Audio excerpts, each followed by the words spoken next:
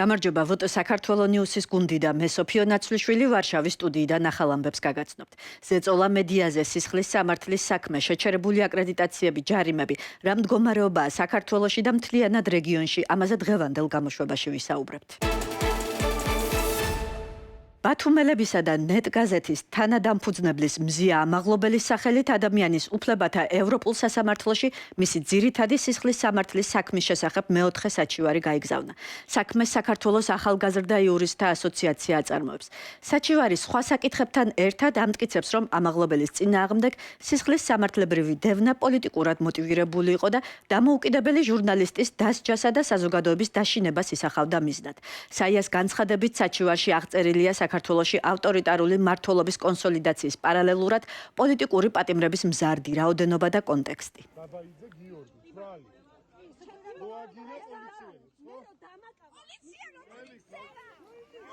საჩივარი ეხება პოლიტიკურად მოტივირებულ სისხლის სამართლის დევნასა და მსჯავრდებას და ეფუძნება არგუმენტს, რომ მზია ამაღლობელის მიმართ სამივე ინსტანციაში დაირღვა სამართლიანი სასამართლოს უფლება. საჩივარში ასევე აღწერილია საქართველოში ავტორიტარული მმართველობის კონსოლიდაციის პარალელურად პოლიტიკური პატიმრების რაოდენობის მზარდი მაჩვენებელი და უფლებრივი კონტექსტი. სისხლის სამართლის საქმე ამჯერად ფორმულას წინააღმდეგ. ეგრეთ წოდებული ცრუდასმენის საქმეზე დაწყებული გამოძიების ფარგლებში პროკურატურამ ტელეკომპანია ფორმულას ჟურნალისტი დავით ქაშიაშვილი გამოკითხვაზე დაიბარა. ის პროკურატურაში 29 ივნისს არის დაბარებული. გამოძიება 17 ივნისს გოგა ხანიდრავას ადვოკატების განცხადების საფუძველზე დაიწყო. დაუკავშირდება ტელეკომპანიის სიუჟეტს, რომელშიც წყარო ხანიდრავას 2016-2017 წლებში ინდოეთისა და პაკისტანის მოქალაქეების საქართველოში შემოყვანის სქემასთან აკავშირებს. ამავე საქმეზე მხარეებს შორის პატივისა და ღირსების შელახვის შესახებ სამოქალაქო დავა უკვე მიმდინარეობს. ხანიდრავა მორალური ზიანის ანაზღაურებას ითხოვს, ხოლო ფორმულა სარჩელს არ ეთანხმება. პრეცედენტი არის ძალიან ცუდი, ხო? პრეცედენტი დაუშვეს, რომ რაღაც კონკრეტული ჟურნალისტური მასალის გამო, რომელიც ჩვენ მოვიპოვეთ, რომელიც ეყრდნობა წყაროს, რომელმაც ითხოვა ანონიმურობა, ამ საქმეზე დაიწყეს გამოძიება სისხლის სამართლებრივად. სამწუხარო ის არის, რომ ამ ადამიანმა ბატონმა გოგა ხაინდრავამ საქალაქო სასამართლოში ისედაც იჩიულა შესაძლო ცილის წამებისთვის. ეს საქმე იხილებოდა და ამ საქმის პარალელურად პროკურატურა იწყებს გამოძიებას ეგრეთ წოდებული ცრუდასმენით. რითიც ითხოვს დავსვამ რას კარნახობს ხო სასამართლოს რა გადაწყვეტილება უნდა მიიღოს.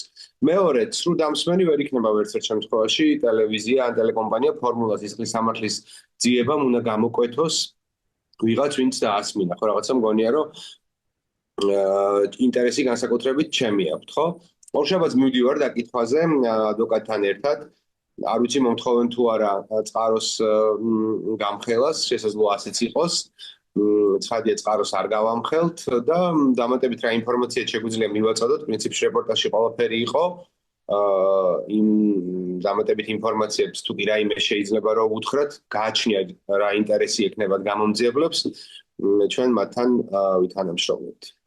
და მოლოდინი ცხადია, არ გვაქვს არავითარი ობიექტურობის საბოლოო ჯამში, გარდა იმისა, რომ ჩვენს დაშინებას ემსახურება ეს ყველაფერი არ გამოურიცხავრო, ყველაფერი იქეთკენ წავიდეს, რომ რაღაცნაირად ამ სისხლის სამართლებრივ დევნაში გამოკვეთონ დაავიწროვონ, ასე ვთქვათ, ძიება და მოვიდნენ უშუალოდ ჩვენამდე, ჩვენი გადაცემის რედაქციამდე და ნუ ალბათ პირველ რიგში ჩემთან. ესეთი მოლოდინი მაქვს ყოველ შემთხვევაში, იმიტომ რომ უკვე აბსურდია დაიწყო ერთი ადამიანის ჩვენების საფუძველზე გამოკვეთო კვალიფიკაცია ცრუდასმენა და ამ მუხლით დაიწყო გამოძიება. ცხადია მოლოდინიც შესაბამისი გვაქვს, მაგრამ ნუ არაუშავს რა. ბლიშიშით ფარავის გაუწყვეტია ეს პრინციპით, არაფერი არ შეიძლება მაინც ჩვენთვის და ჩვენს პროფესიაში. კიდევ ერთი თავისუფალი მედია ზეწოლის ქვეშ კომუნიკაციების კომისიამ ტელეკომპანია TV პირველი მაუწყებლობის შესახებ კანონის დარღვევისთვის 2500 ლარით დააჯარიმა.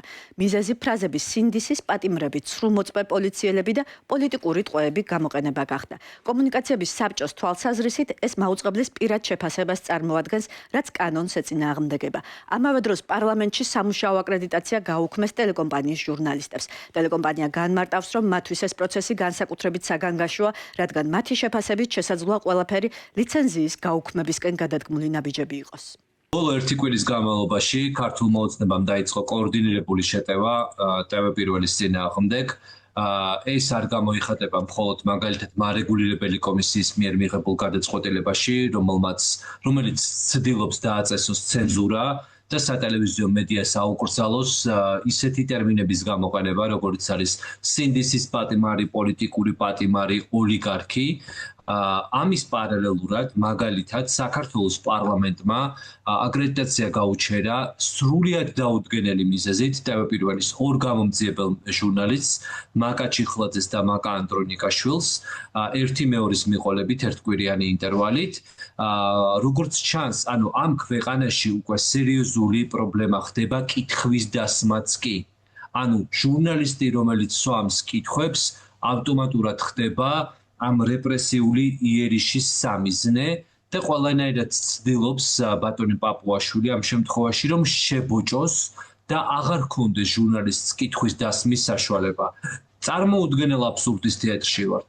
მარეგულირებელი კომისია მედიას ავალდებულებს და ედავება ხოლმე, რომ როდესაც შენ გაქვს კონკრეტული კითხვები კონკრეტულ პოლიტიკოსთან, პარლამენტის წევრთან, შენ ეს უნდა დასვა და რეპორტაჟში ცხადად უნდა აჩვენო, რომ ამ კითხვებს შენ სვამ. ამ დროს პარლამენტი უჩერებს გამომძიებელ ჟურნალისტებს აკრედიტაციას. რა ხდება? რა უნდა გააკეთო ჟურნალისტმა ამ შემთხვევაში? ცდილობენ მედია, თავისუფალი მედია, რომლის სარედაქციო პოლიტიკასაც ვერ აკონტროლებს ქართული ოცნება, მაქსიმალურად მოაქციონ ჩიხში და დაიწყო ახალი საშიში პროცესი რეგულატორის ხელით. რატომ? პირველი არის ჯარიმა, მეორე შეიძლება იყოს ასევე ჯარიმა და ეს გზა, რომელიც დაიწყო კომუნიკაციების მარეგულირებელმა კომისიამ, ამ გზას მივყავართ იქითკენ, რომ შესაძლოა მაუწყებლებს, თავისუფალ მედიას შეეზღუდო საერთოდ მაუწყებლობა, იმიტომ რომ რაღაცა ეტაპზე მათივე მიღებული ეს ცვლილებები მათ უფლებას აძლევს განიხილონ მაუწყებლის ლიცენზიის საკითხი. ზეწოლა თავისუფალ მედიაზე კიდევ უფრო მასშტაბური ხდება მთელს რეგიონში. აზერბაიჯანის ხელისუფლებამ ქვეყნის მასშტაბით დაბლოკა სამხრეთ კავკასიის საკითხზე მომუშავე დამოუკიდებელი კრიტიკული მედია საშუალება OVSI მედია. გამოცემის ინფორმაციით, აზერბაიჯანელმა მომხმარებლებმა საიტზე წვდომის პრობლემა ივნისის დასაწყისში შენიშნეს, ბლოკირება დაემთხვა ახალი ეროვნული კიბერუსაფრთხოების სააგენტოს ამოქმედებას, რომელსაც ინფორმაციის კონტროლის ფართო უფლებამოსილებები აქვს. OVSI მედიამ კი ამ თემაზე ვრცელი სტატია მოამზადა. აზერბაიჯანში კრიტიკული ხმების ჩახშობის შესახებ ასეთი დასახელებით რეზოლუცია მიიღეს ევროპის საბჭოს საპარლამენტო ასამბლეაშიც. დოკუმენტი ქვეყანაში ჟურნალისტების უფლებადამცველების, სამოქალაქო საზოგადოების წარმომადგენლებისა და პოლიტიკური აქტივისტების მდგომარეობას ეხება. ასამბლეა აზერბაიჯანის ხელისუფლებას ჟურნალისტებისა და სამოქალაქო აქტივისტების დევნის შეწყვეტისა და ადამიანის უფლებათა ევროპული სასამართლოს გადაწყვეტილებების სრულად შესრულებისკენ მოუწოდებს. თავისუფალი მედიის მდგომარეობა სამხრეთ კავკასიაში საერთაშორისო ორგანიზაციების შეფასებით პრესის თავისუფლებას სისტემურ ზეწოლას განიცდის. რეგიონის მთავრობებს შორის კი სულ უფრო მკაფიოდ ყალიბდება სტრუქტურული თანხwebdriver, რომლის მიზანიც დამოუკიდებელი ჟურნალისტიკის წინააღმდეგ მოქმედებაა. მათ შორის სახელმწიფო საზღვრებს მიღმაც. აზერბაიჯანსა და საქართველოს შორის ბოლო პერიოდში გამოკვეთილი თანამშრომლობა ამ ახალი ტენდენციის მაგალითია, როდესაც ქვეყნებს შორის კოორდინაცია სულ უფრო მეტად გამოიყენება კრიტიკული მედიას საქმიანობის საზღუდავად დაშინებისა და ჩახშობისთვის. დეტალები ჩვენი აზერბაიჯანელი კოლეგის ჯავით აღას რეპორტაჟში. დამოუკიდებელი სამოქალაქო საზოგადოების მოქმედების სივრცე სამხრეთ კავკასიაში სულ უფრო და უფრო მცირდება. 171 ადგილი 180 ქვეყანას შორის. ასეთია აზერბაიჯანის რეიტინგი რეპორტიორების საზღვრების გარეშეს მიერ გამოქვეყნებული 2026 წლის პრესის თავისუფლების მსოფლიო ინდექსში. ადგილობრივი უფლებადამცველი ორგანიზაციების ინფორმაციით, სხვადასხვა სისხლის სამართლის ბრალდებით დაკავებულია მედიის სულ მცირე 30 წარმომადგენელი. ამავე პერიოდში საქართველოს პრესის თავისუფლების გლობალურ ინდექსში 21 21 პოზიციით დაქვეითდა და 135 ადგილზე აღმოჩნდა. ამის მიზეზად ანგარიშში დასახელებულია მედიის უფლებების დარღვევის 300-ზე მეტი დამოუკიდებელი შემთხვევა. ასევე სახელმწიფოს მხრიდან დამოუკიდებელ მედიაზე გაზრდილი ფინანსური ზეწოლა. უფლებადამცველი ორგანიზაციების შეფასებით ეს პარალელური ტენდენციები აჩვენებს, რომ რეგიონის ხელისუფლებები სულ უფრო აქტიურად იყენებენ როგორც შემზღუდავ კანონმდებლობას, ისე საზღვარგარეთულ თანამშრომლობის მექანიზმებს დამოუკიდებელი ჟურნალისტიკისა და კრიტიკული მედიის საქმიანობის შესაძლებლად. ჩვენ არ ვართ დემოკრატიული სახელმწიფო, ჩვენ არ ვართ ის სახელმწიფო, სადაც შეიძლება რომ ჩაგრულმა ადამიანმა თავი შეაფაროს. რა თქმა უნდა, ჩვენ ვართ ისეთივე ავტოკრატია, როგორიც არის ალიევის აზერბაიჯანი და ალიევის აზერბაიჯანს გადასცეს ერთ-ერთი ტყვე მიართვეს ლანგარზე, რის შედეგადაც რაღაცას აუცილებლად სანაცვლოდ მიიღებენ. აზერბაიჯანი არის ქვეყანა, სადაც თავისუფალი ჟურნალისტი ერთი ცალიც კი უკვე აღარ არსებობს. ყველა მათგანმა დატოვა ქვეყანა, ვინც არ დატოვა, მან გამოიცვალა პროფესია და აღარ მუშაობს როგორც ჟურნალისტი. საქართველო მიდის აი ამ გზაზე სწორედ 2017 წლის მაისში აზერბაიჯანელი საგამოძიებო ჟურნალისტი დევნილობაში მყოფი აფგან მუხტარლი თბილისში გაიდაცეს. მას შემდეგ რაც მან საქართველოსა და აზერბაიჯანის ხელისუფლებებს შორის კორუფციულ კავშირზე დაიწყო მუშაობა. 24 საათის შემდეგ ის ბაქოს ციხეში აღმოჩნდა. 2024 წლის სექტემბერში ადამიანის უფლებათა ევროპულმა სასამართლომ დაადგინა, რომ საქართველოს გატაცების საქმის ეფექტიანად გამოუძიებლობით ამ საქმეში პასუხისმგებლობა გაიზიარა. თუკი აფგან მუხტარლის საქმე აღიარებულ გატაცებას ეფუძნებოდა დამოუკიდებელი მედიას საშუალების აზელ ტივის დამფუძნებლის ჟურნალისტ აფგან სადიგოვის წინააღმდეგ დაწყებული ბოლო სამართლებრივი პროცესი ასახავს ტრანსსასაზღვრო დევნის უფრო ფორმალიზებულ ბიუროკრატიულ მიდგომას. მისი ჟურნალისტური საქმიანობა ძირითადად კორუფციას, სოციალურ უსამართლობას, საჯარო მოხელეების საქმიანობასა და ხელისუფლების პოლიტიკას ეხებოდა. სადიგოვი 2023 წელს ბაქოდან ხანგრძლივი ზეწოლის შემდეგ საქართველოში გადავიდა საცხობრებლად. 2024 წლის აგვისტოში საქართველოს პოლიციამ იგი აზერბაიჯანის მიერ გაგზავნილი ექსტრადიციის მოთხოვნის საფუძველზე დააკავა. მიუხედავად იმისა, რომ 2025 წლის იანვარში ადამიანის უფლებათა ევროპულმა სასამართლომ მიიღო სავალდებულო დროებითი ღონისძიება, რომელმაც მისი ექსტრადიცია წამების რეალური საფრთხის გამო აკრძალა, შემდგომმა სამართლებრივმა მანევრმა ამ შეზღუდვის გვერდის ავლა შეძლო. 2026 წლის 1 აპრილს აზერბაიჯანმა ექსტრადიციის მოთხოვნა გაიწვია, რითაც სადიგოვისთვის არსებული სამართლებრივი დაცვის მექანიზმები ფაქტობრივად გაანეიტრალა. 3 დღის შემდეგ საქართველომ იგი ადმინისტრაციული ბრალდებით პოლიციის შეურაცხყოფისთვის დააკავა, ხოლო თბილისის სასამართლომ დაუყოვნებლივ მიიღო მისი დეპორტაციის გადაწყვეტილება. დააკისრა ჯარიმა და საქართველოში ხელახლა შემოსვლა 3 წლით აუკრძალა.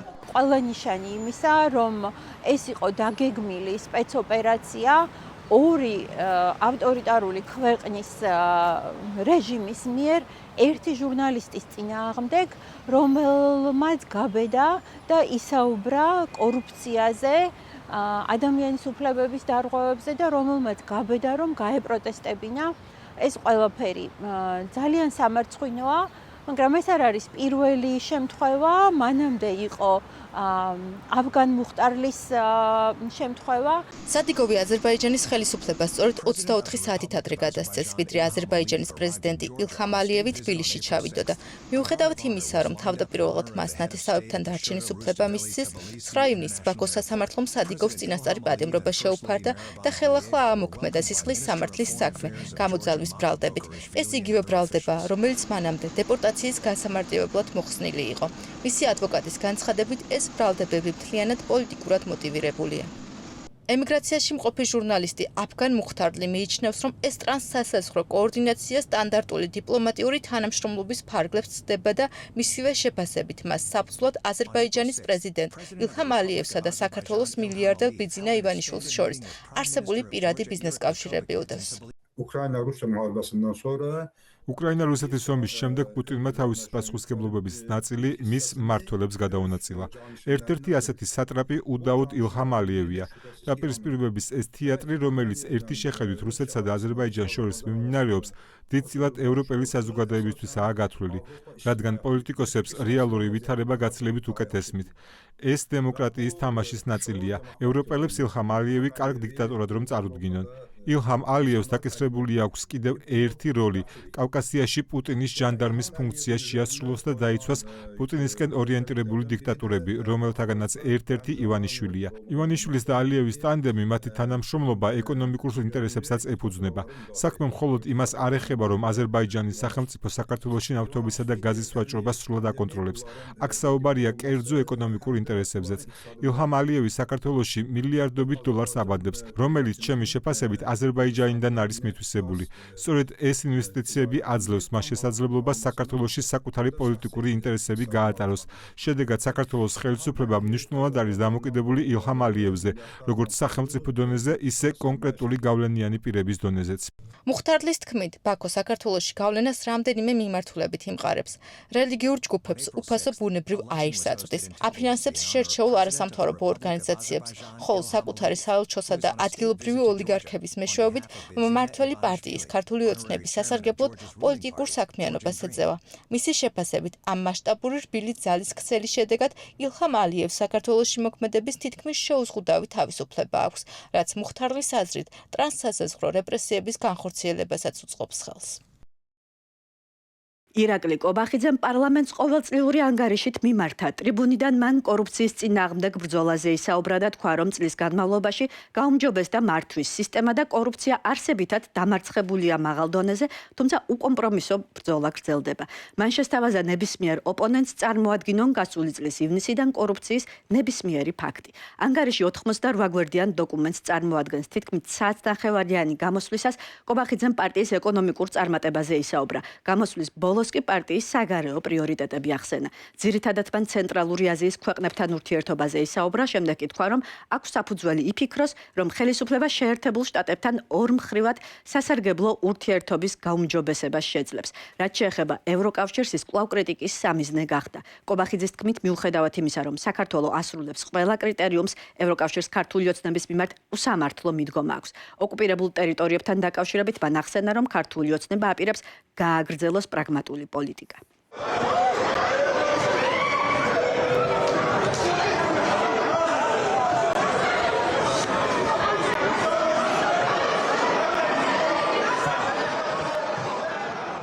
დღის მეორე ნახევარში კი ფიზიკური დაპირისპირება მოხდა. გახარია საქართველოსთვის წევრების კითხვებით გაღიზიანებულმა ქართული ოცნების დეპუტატებმა ჩხუბი დაიწყეს. ინციდენტი გიორგი შარაძის სიტყვით გამოსვლას მოყვა. თავდაპირველად დაძაბულობა სიტყვიერი დაპირისპირებით დაიწყო, რაც მალევე ხელჩართულ ჩხუბში გადაიზარდა. კადრები TV პირველმა გაავრცელა.